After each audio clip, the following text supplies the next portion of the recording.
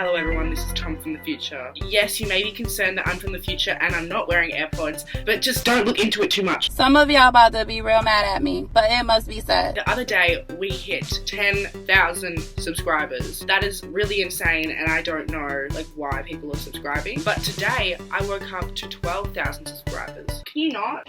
I told you not to. I need the Clippers like. I just wanted to say thank you so freaking much. Did he just say frickin'? For 12,000 subscribers. I'll get on with the video. Hello everyone, today I'm going to be telling you all about my experience at my first ever music festival. It was interesting. Before I dive into this story, I feel like I need to give you some context because otherwise you're not going to know what the hell is going on. So, hello, it's Tom from the future again. I just basically wanted to come on here and say that this video is garbage. Basically, I wanted to make this video a lot longer by really just lengthening out the backstory, but turns out that wasn't a good idea because now I have 1 hour of footage to edit, which is really not fun, and that's why I haven't uploaded in 3 weeks. Oh no! So I'm just gonna speed up the backstory now instead of torturing you by making you watch 8 minutes of a backstory. So to sum it all up, there was a festival that was happening near me, and originally it was 18 plus, and there was a lot of artists that I wanted to see there, so I was really, really sad. these artists may not seem pretty big, but it's big for Australia because we don't get everyone coming down under. When people announce world tours, they only go to America and Europe. That is not a world tour. But then they announced that this year they're making it 16 plus. So I forced my dad to buy me a ticket while I was at school, and every few seconds I was calling him like, do you have the ticket? Do you have the ticket? Oh my god. I'd seen that happening. So then my dad finally got me a ticket. In the actual video, I complained about Georgia Smith cancelling the tour for like a whole minute. It was really overdramatic and you didn't have to see it. And then after that, I went into how I got an urgent email saying that all 16 plus ticket holders for this event had to bring a guardian now, which was like a new rule that they set like a few days before the event. So I got my 18-year-old friend to come along, and she had a friend who was 18 but like wasn't a guardian. So basically we had the whole crew set and we were ready to go. Woo! That was a mouthful. I think that's all. I'm gonna leave you with a video of me sounding like a sprinkler. This video is 9 minutes long. I haven't even gone into the story time. I'm still on the context. So Saturday comes. Now to finally get into the story. I wake up on Saturday morning. It was all fun and dandy. But then I look outside and there are grey clouds everywhere. Straight away, that was bad omen of what was to come. I tried to erase it from my memory, go about my morning routine, have a shower, get changed, all that stuff. My mum walks down, sees me dressed in my summer attire, says, Tom, are you sure you want to wear that? Like, you maybe want to check the weather. So I check the rain radar, and it is set to rain for basically the whole day, until 2 o'clock, which is really not the whole day, but you know what I mean. And so this really ruined my whole mood. I had to change. I couldn't wear my Birkenstocks. My mum was sorting me out, told me to wear 3 jumpers that I could just like throw away because they were just like old jumpers, and I wore a raincoat. Hi. So there's been a dramatic turn of events. The rain has gotten worse and I don't think it's clearing anytime soon. So this is what I have to wear to the festival, and I am clearly still so excited. I have 1, 2, 3, 4 layers on, and hopefully this will protect me from the rain. To somehow cheer up my mood, I'm going to show you guys what's in my bum bag.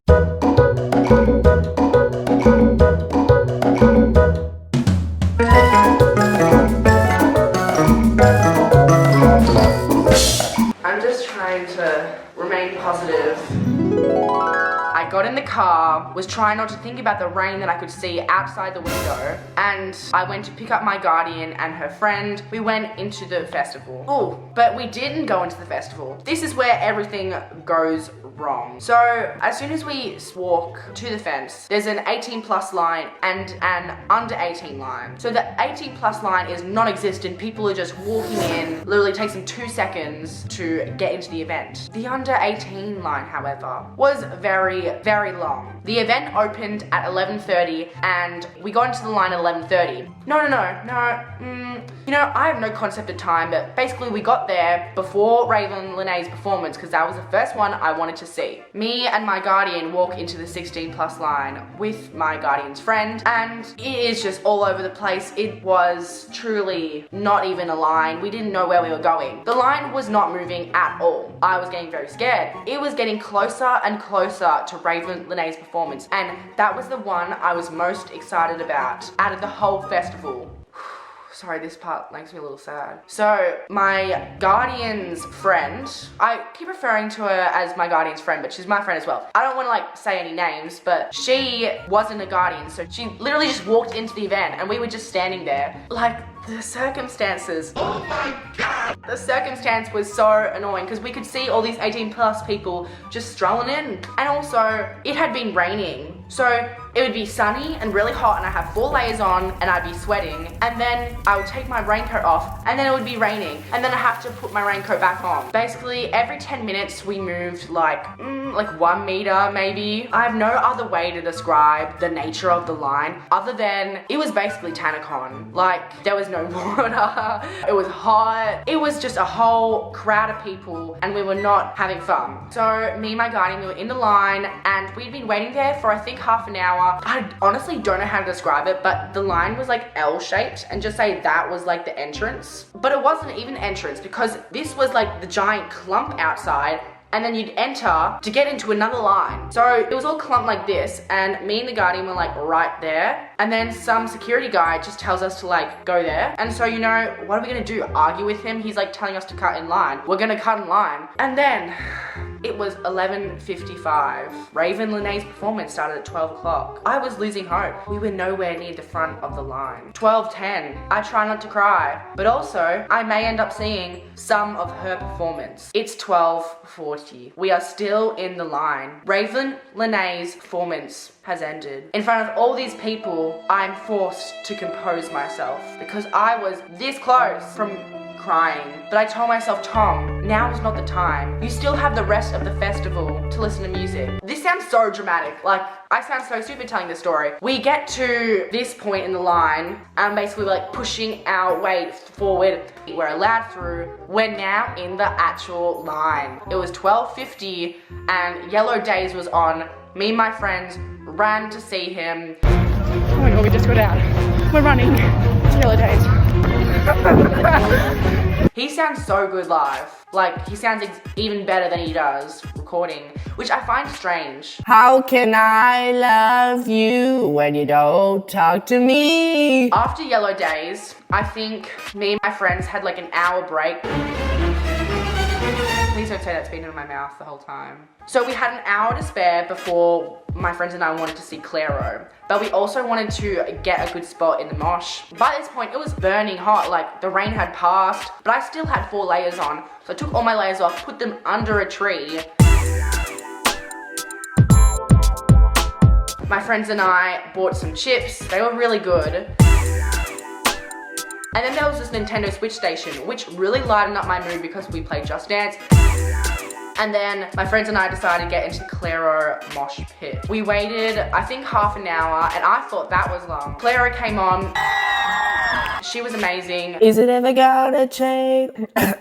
Sorry about that. Is it ever gonna change? Am I gonna feel this way forever? Someone like cut in front of me, my friends, and so we were kind of separated, but I was just having fun on my own. So basically there was 2 main stages where all like the well-known people were playing at. So 2 stages right next to each other, and one big like performance would be here, and as soon as that was ended, or even earlier, people would just go to the next stage to get ready for the next performance. So Clairo finished and everyone moved to the other side, and my friend, I don't want to say their main name, even though I probably know they won't get angry. I'll just call her Cashew, I don't know why. So there's Cashew and Bean. Cashew runs to the front of the line. She's literally on the bar. There's no one set to play for like another hour or something. Cashew was waiting for Rex Orange County, which was set to play in 2.5 hours. Bean and I decided that we didn't want to wait there for 2.5 hours, so we got Bean some water, we got some ice cream, and then Bean and I met Bill Shorten.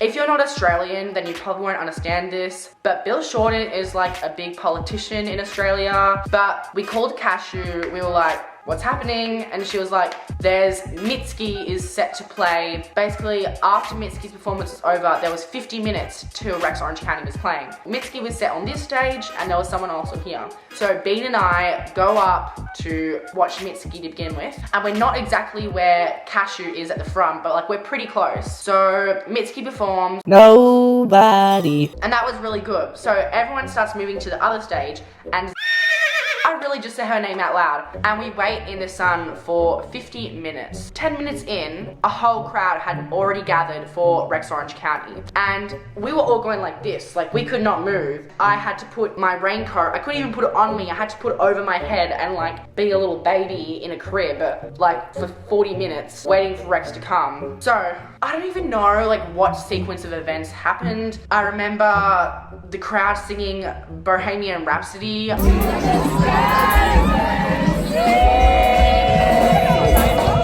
I remember a bunch of people running and pushing the whole crowd, so we literally all fell on each other. I remember this girl had the audacity to, in front of her two friends, turn to me, look me up and down, and then elbow me as I was watching her. And then I looked back to her two friends and they just stared at me. Girl, bye! I was just looking at her like, do you want to fight? I was counting down the minutes. I was playing my game called Car Flip on my phone, all while losing battery percentage, but I could not do anything because by then I had been separated from Bean and Cashew, so I was by myself in this Rex Orange County mosh pit. We're all so tired at this point that we're gonna scream for anything. Then some guy comes out with the apricot background. It's all set up in the back. 10 minutes to go. The performance on the other stage has ended, so now the crowd is literally massive. Everyone's like, I could not put my arms down, I had to leave them up like that. Then finally, the band was all out and Alex finally came out.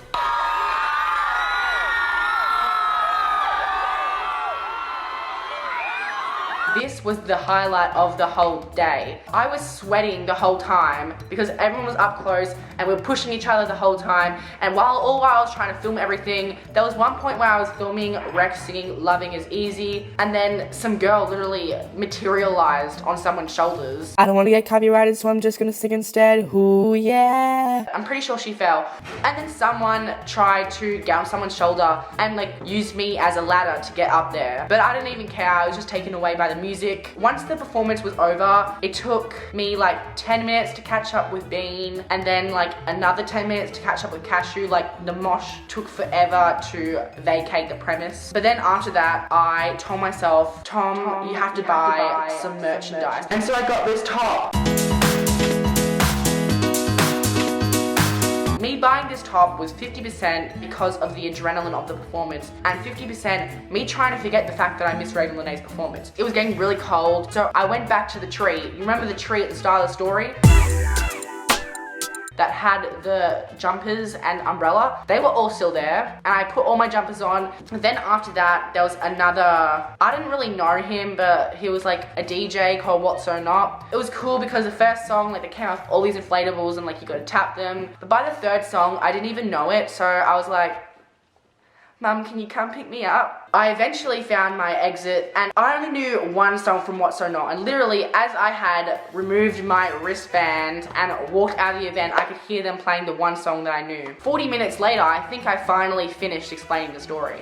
I've literally talked forever. I talked for so long. It feels good to just like not talk. Anyway, I hope you enjoyed that overdramatic story. If you liked this story time type video, let me know in the comments below and I'll make some more. Hi, Future Tom here again, hopefully for the final time. I just wanted to say that I am never, ever gonna make a story time ever again. I had 1 hour of footage to edit. It was a nightmare. Okay, that's all I wanted to say. Like this video if you enjoyed it, and subscribe to my channel for more interesting content because I've been posting a lot regularly than I used to. Says the boy who hasn't uploaded in 3 whole weeks. Okay, hopefully this video is good, I'm kinda gonna die inside.